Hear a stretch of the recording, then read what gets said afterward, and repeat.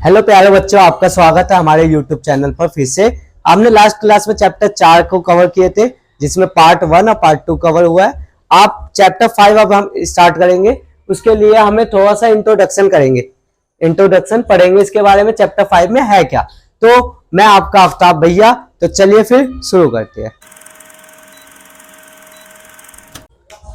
तो फिर हम स्टार्ट करते हैं। इंट्रोडक्शन में करना है क्या? इंट्रोडक्शन में सबसे पहले हम क्या करेंगे? एपी की पहचान। एपी की पहचान कैसे करेंगे? ठीक है, एपी की पहचान करेंगे मैं कुछ पैटर्न लिखूंगा, उसी में से सीधा पहचान करेंगे। जैसे 2, 6, 18, 54 ऐसे लिख दिया मैंने नंबर। फिर 2, 4, 6, 8, 2 की 2, 3 की 2, 4 की 2,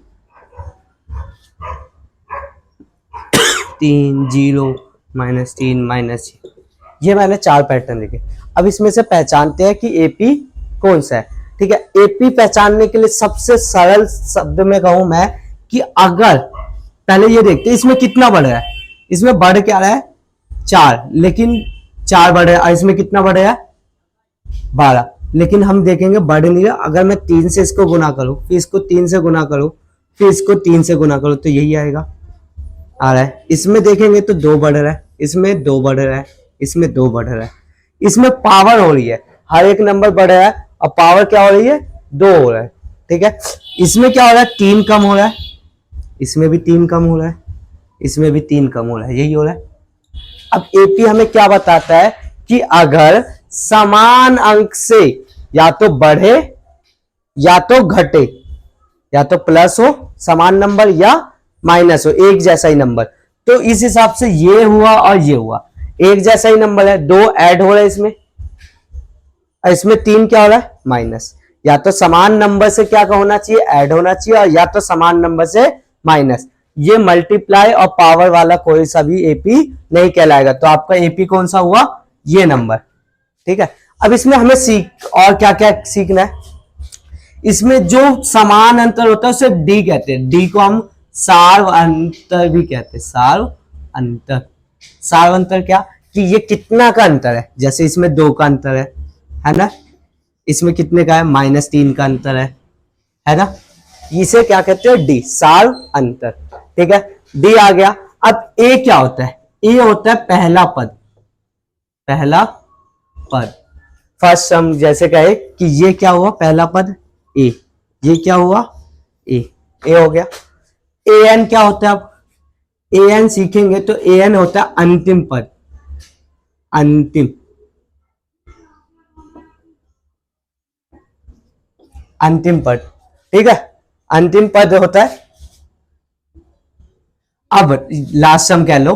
अब ए एन, जैसे इसमें लास्ट सम क्या हुआ? यहां पे भी हो सकता है। इसका लास्ट सम क्या हुआ? यहां पे हो सकता है, यही होगा अंतिम पद। ए एन हो गया। एस एन क्या होता है? एस एन होता है सभी पदों का जोड़। सभी पदों का जोड़। ठीक है, यही होता है। अब हम सीखते हैं ए डी। और एक एपी का फॉर्म क्या होता है? एक एपी का फॉर्म किस फॉर्म में वो लिखाया जाता है, तो वो लिखाता है। पहला पद आपका ए होता है, फिर क्या होता है? दूसरा पद a+d, तीसरा पद a+2d, चौथा a+3d, ऐसे ये आगे तक जाता रहेगा। ठीक है, अब ए एन निकालने का हमें फॉर्मूला सीखना है। ए एन निकालने का क्या है? फॉर्मूला। ए एन निकालने का क्या फॉर्मूला? सिंपल सा है, a+n-1d। यही है, यही है। अब देखो, या तो ऐसे याद कर लो, या लॉजिक है। अगर मैं पहला पद निकाल रहा हूं तो डी नहीं है। अगर दूसरा पद निकाल रहा हूं तो कितना डी हो गया? 1। अगर तीसरा निकाल रहा हूं तो 2। ए तो सब में ही ऐड हो रहा है, लेकिन डी क्या हो रहा है? जो सा भी पद निकाल रहा हूं उससे 1 कम कर दो। मान लो मुझे a57 निकालना है, तो ए तो सब में होगा, प्लस 56d, यही होगा। ए सब में होगा, और डी क्या करना है? जितना भी पद, जो सा भी पद निकाले हम उसमें से 1 माइनस कर दो और लिख दो। सिंपल। हमें अभी यही सीखेंगे, ये और 2 मेन है। फिर एस एन का भी सीखेंगे, वो आपके आगे है। ठीक है, तो फिर मैं कुछ एग्जांपल लेता हूं क्वेश्चन के, उससे सॉल्व करके। जैसे एग्जांपल के लिए मैं लूं एक एग्जांपल है,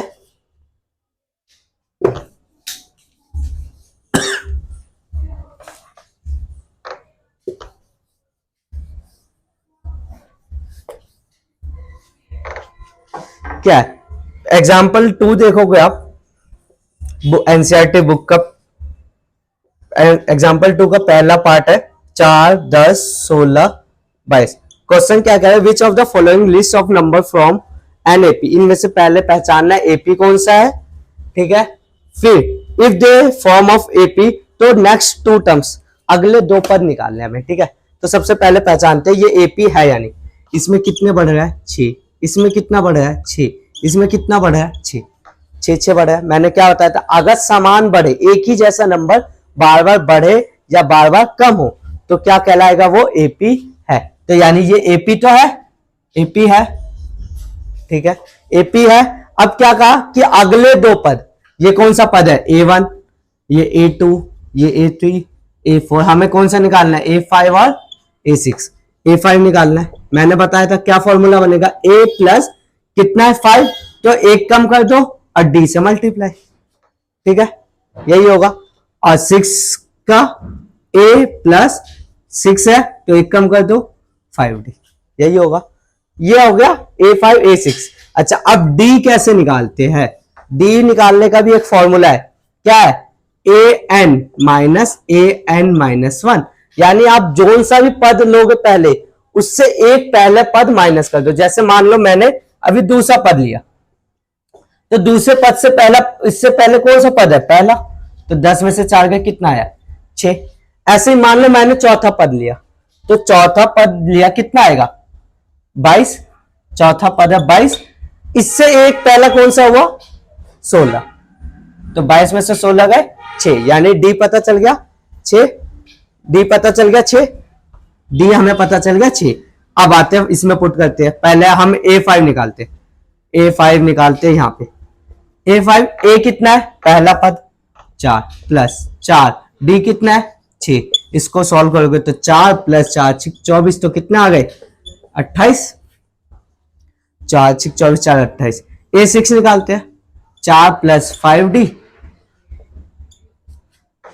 यही होगा, 4 प्लस 5 30, तो कितने हो गए 34, यही है, ठीक है। ये आ गया आपका एक एग्जाम्पल। इसी में से थोड़ा सा जो हार्ड वाला एग्जाम्पल है वो लेता हूं, बाकी तो मुझे इजी दिख रहा है, आप भी ट्राई करना, जो समझ नहीं आएगा वो कमेंट बॉक्स में जरूर आप मेंशन करना, ठीक है। अगला एग्जाम्पल लेता हूं, चलो पहले एक माइनस वाला लेता हूं।